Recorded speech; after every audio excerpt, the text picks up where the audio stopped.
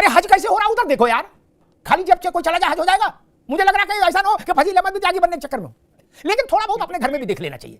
एक व्यक्ति था, उस सबको परेशान करता था, है रोज कह रहे गुड्डू तू क्यों खेल रहा, पप्पू तू क्यों खेल रहा, तू हाफ पैंट क्यों पहने, तू फुल पैंट क्यों पहने। चाचा बताशा भी बढ़वाना है ना, तो कमिश्नर के पास एप्लीकेशन जाती थी, मौलाना साहब आपकी मस्जिद में ऐसा है क्या, है ये नहीं हो सकता कि बाबा विश्वनाथ का फैसला कलेक्टर करेंगे, ये और जामा मस्जिद का फैसला दिल्ली की बुखारी साहब खुद ले लेंगे, ये नहीं चल सकता। उसके बाद जो सुप्रीम कोर्ट का जजमेंट आएगा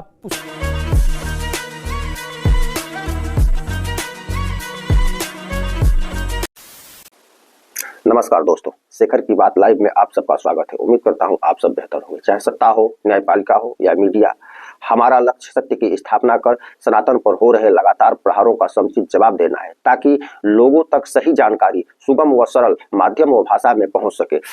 अगर आपको न्यूज एनालिसिस, डिबेट वीडियो देखना पसंद है तो आप बिल्कुल सही चैनल पर आए हैं।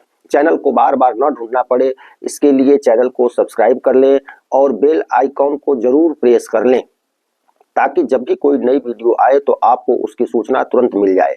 और दोस्तों, अगर आपको वीडियो थोड़ी बहुत भी पसंद आती है तो वीडियो को लाइक और कमेंट में जय हिंद, वंदे मातरम, भारत माता की जय, जय श्री राम, जय श्री कृष्ण, जय हनुमान या हर हर महादेव लिखना न भूलें, क्योंकि आपका एक एक लाइक कमेंट्स चैनल के लिए संजीवनी का काम करता है और हमें आगे बढ़ने के लिए और भी वीडियो बनाने के लिए प्रेरित करता है।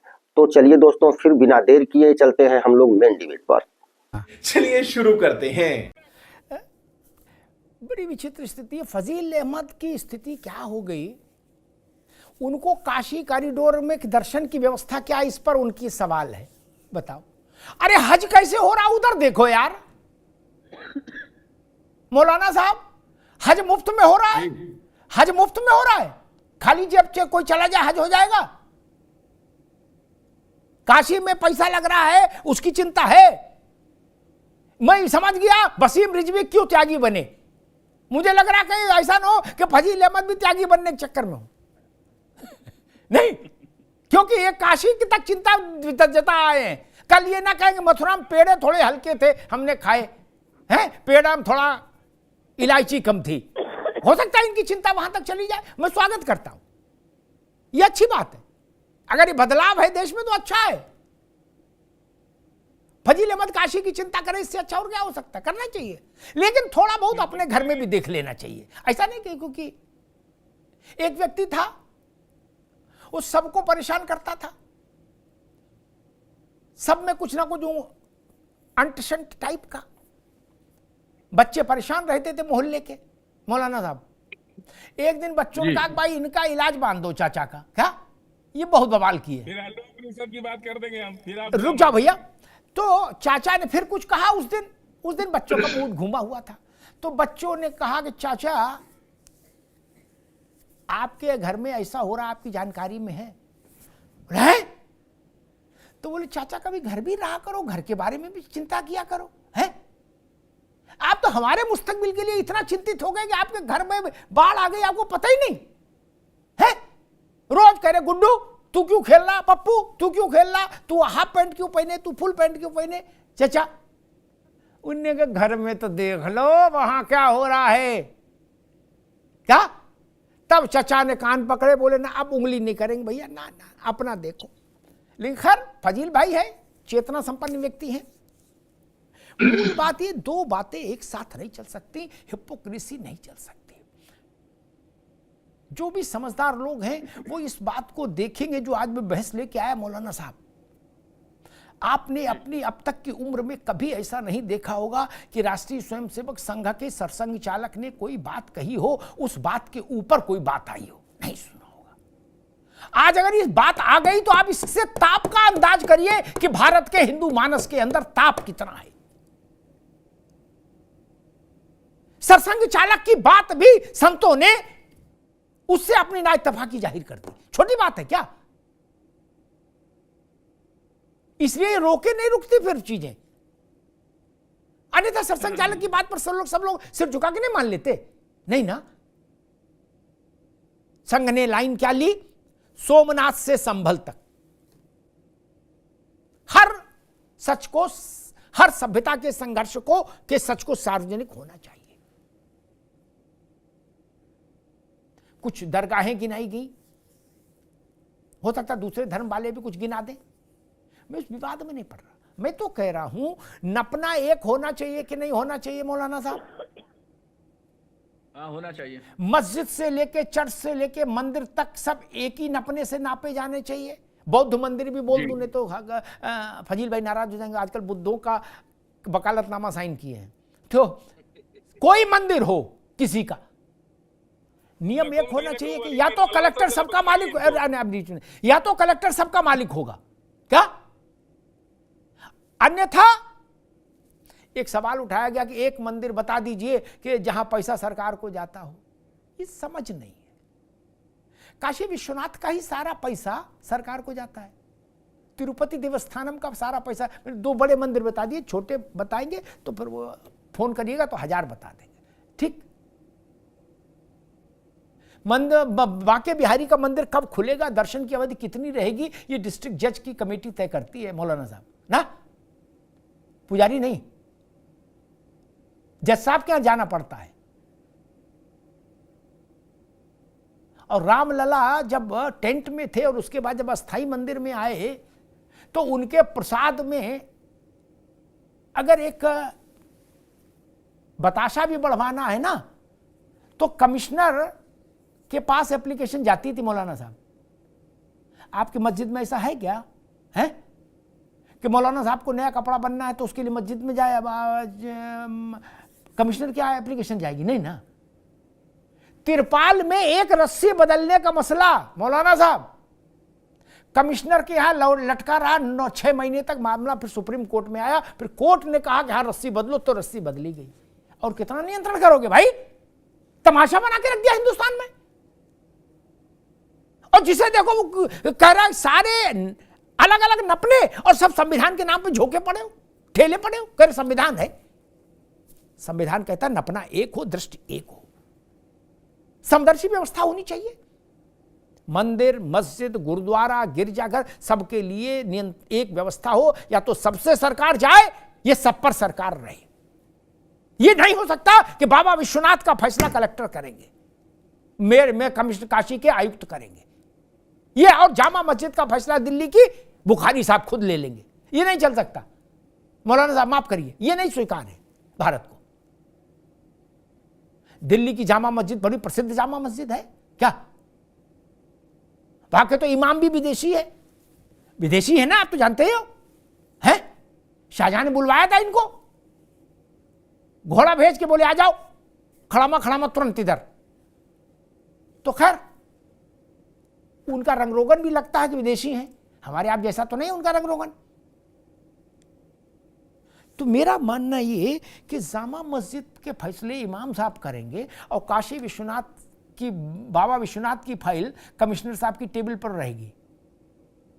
ये नहीं हो सकता, ये स्वीकार नहीं होना चाहिए। विश्व हिंदू परिषद ने ठीक मांग उठाई और उसके लिए ठीक आंदोलन हो रहा है। अब सरकार को तय करना होगा। सरकार भी पर्दे के पीछे नहीं छुप सकती मनोज पंडित जी। 2 नपने नहीं चल सकते। जहां भाजपा की राज्य सरकार है, उत्तर प्रदेश तो भाजपा के पास है, वहां मुक्त करिए, काशी विश्वनाथ को मुक्त करिए। क्या हिंदू धर्म में ऐसे लोग नहीं हैं जो मंदिर का संचालन कर पाए? राजशाही में भी मंदिर पर राजाओं का नियंत्रण नहीं था। यतिमा मंदिर पर साधु संतों आचार्यों का ही नियंत्रण रहा। राजशाही में भी राजा का नियंत्रण नहीं था, जबकि सारी जमीन, सारा अनुदान राज्यों ने ही, राजाओं ने ही दिया। हनुमानगढ़ी की जमीन राजाओं ने दी, लेकिन हनुमानगढ़ी पर कब्जा किसी राजा का नहीं रहा, वहां श्री महंत का ही कब्जा रहा, महंत का ही की ही गद्दी रही। यतिमा गलत तो नहीं कह रहा? कलेक्टर साहब की गद्दी नहीं लग सकती किसी मंदिर पर, ये जान लीजिए। कलेक्टर को हटना होगा। आपके पास सैकड़ों काम है, आप मंदिर में भी घुसोगे? ये अच्छी बात है, मैंने इसकी आवाज बहुत बार उठाई थी। बड़े हिंदू मंदिरों से देश की अर्थव्यवस्था में जो योगदान हो रहा है ना मौलाना साहब, मंदिर कह रहा हूं, मस्जिद नहीं जोड़ी मैंने, वो टोटल जीडीपी का 5% है। क्या? मंदिरों की अर्थव्यवस्था का योगदान 5%। 7-8 करोड़ लोग भारत में मंदिरों के जरिए रोजगार आजीविका पा रहे, 7-8 करोड़ लोग, एक सर्वे में आया था।